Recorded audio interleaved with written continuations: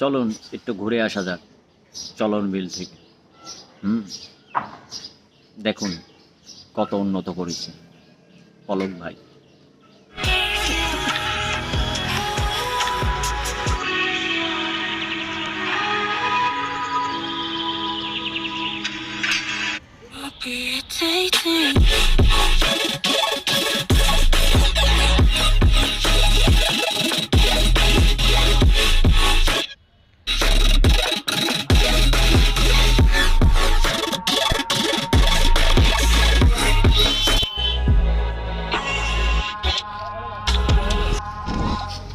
তো finally guys আমরা কিন্তু আমাদের লোকেশনে চলে আসছি, আর আমরা এখন মাজারের দিকে আগাচ্ছি।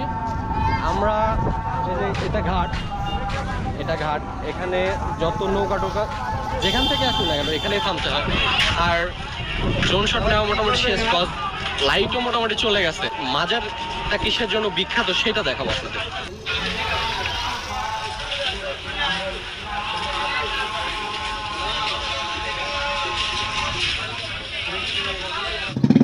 আর কিছু কিছু লোকের কথা কি পলক দুর্নীতি করেছে। সে দুর্নীতি করছে কো?